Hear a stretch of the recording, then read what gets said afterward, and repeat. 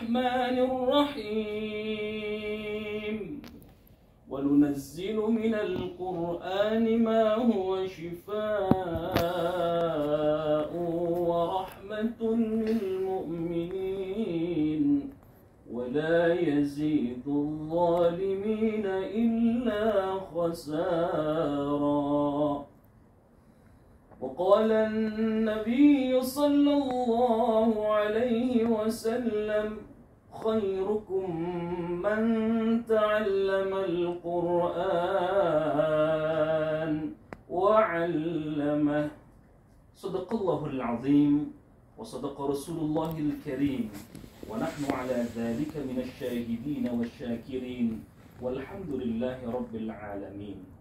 Para pemirsa El Sinta TV dimanapun Anda berada, Al-Quran, kata Abdullah Ad-Darraj, laksana mutiara.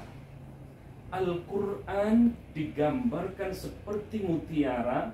Dia akan memancarkan dari segi manapun. Dilihat dari sisi kanan, Al-Quran akan memancarkan kilauan cahayanya.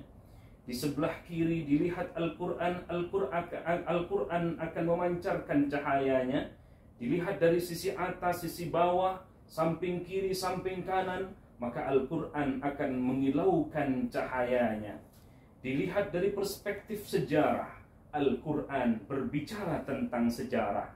Dilihat dari perspektif sosiologis, Al-Quran berbicara dari aspek sosiologis. Begitupun aspek yang lainnya, sejarah, antropologi, keilmuan, sains, kedokteran, dan lain sebagainya.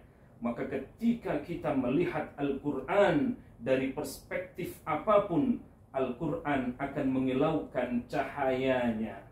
Para pemirsa El Sinta TV yang dimuliakan Allah Subhanahu wa Ta'ala, ahli apapun kita, maka jadilah ahli Al-Quran. Seorang dokter menjadi dokter yang ahli Al-Quran. Seorang ilmuwan, saintis yang paham terhadap Al-Quran, menjadi sejarawan yang paham terhadap Al-Quran, menjadi dokter yang paham Al-Quran. Maka kalau Al-Quran dijadikan semua lini masuk di dalamnya, maka keberkahan akan kita raih. Maka pemirsa El Sinta TV yang dimuliakan Allah Subhanahu wa Ta'ala, kenapa Al-Quran itu besar sebagai sumber terbesar? Karena Al-Quran huwa kalamullah. Al-Quran itu adalah firman Allah. Kalau ada yang mengaku bahwa dia mendapatkan wahyu dari manapun itu, tetapi sumbernya bukan dari Allah, maka itu batal dan batil. Al-Quran huwa kalamullah. Yang ngomong adalah Allah. Yang ngomong adalah Rabbul Alamin, penguasa alam jagat raya ini. Itulah Al-Quran hebat di dalamnya, karena yang ngomong, yang berkalam adalah Allah Subhanahu wa Ta'ala. Lalu kemudian Al-Quran menjadi mukjizat terbesar, karena Al-Quran selain kalamullah juga al-mu'jizu, bernilai mukjizat.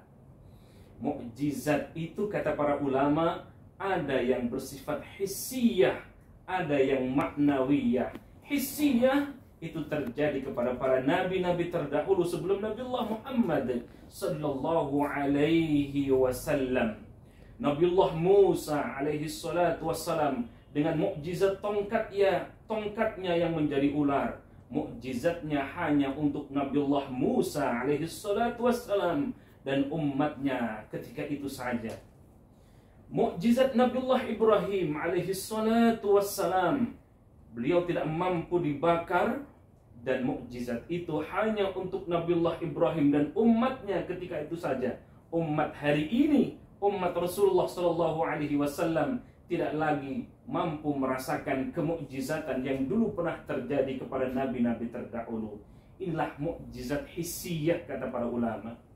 Lalu kemudian ada mukjizat maknawiyah.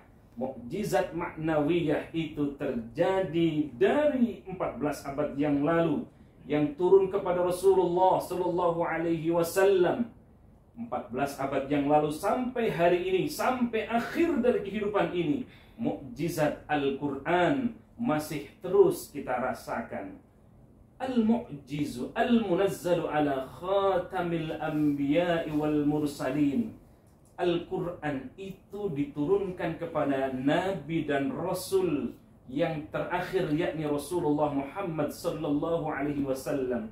Kalau ada orang yang mendapatkan wahyu, mendapatkan risalah dari Tuhan setelah Nabiullah Muhammad SAW, maka dipastikan Rasul atau orang yang mengaku sebagai Nabi atau Rasul itu dia palsu adanya. Karena khatamun nabiyyin wal mursalin ada pada baginda Nabi besar Muhammad SAW.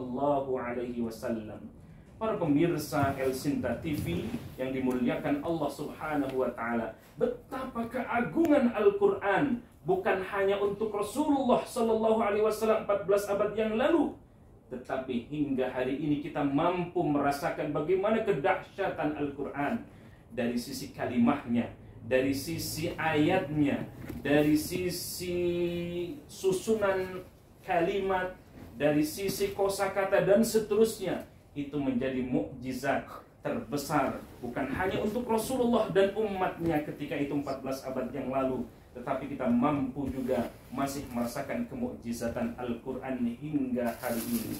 Para pemirsa El Sinta TV yang dimuliakan Allah Subhanahu wa Ta'ala, jangan kemana-mana, mari kita lanjutkan kajian setelah pariwara berikut ini.